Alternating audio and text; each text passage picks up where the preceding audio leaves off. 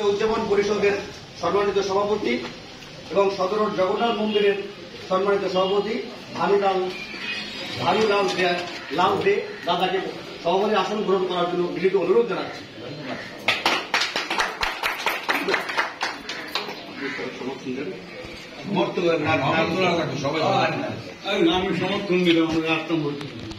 আজকে আমাদের এই আলোচনা সভায় মতবিষয়ক প্রধান অতিথি বরিশাল মহানগরের সিনিয়র যুগ্ম আহ্বায়ক এবং সাবেক সদস্য সচিব ভারপ্রাপ্ত জনাব আফরোজা খানম নাসরিন এই আমন্ত্রণের বিশেষ অতিথি উপস্থিত আছেন।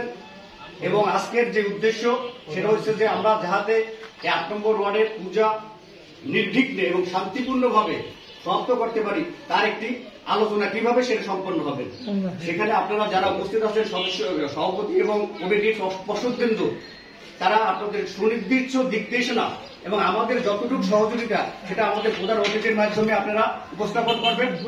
আশা করি আমরা সেই দিক তার নির্দেশনা অনুযায়ী আমরা সেই দিদিকে পালন করবো এবং যাতে পূজাটা শান্তিপূর্ণ হয় সেই দিকে আমরা ধাবিত হব।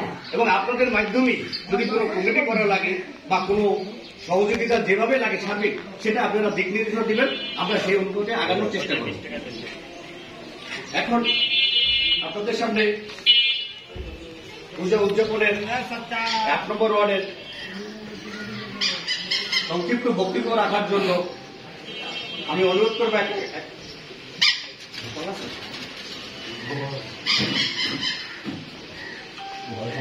আজকে সবার সম্মানিত সভাপতি আমাদের সবার প্রিয় ভানুদা এবং মাননীয় প্রধান অতিথি আমাদের প্রিয় দিদি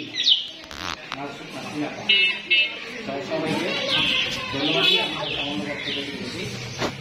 এখানে সকলের যেটাতে আমরা জানাতে চাই যে একটু আগে মোশারফ ভাই ছিল এখানে, উনি বলছে যে আমাদের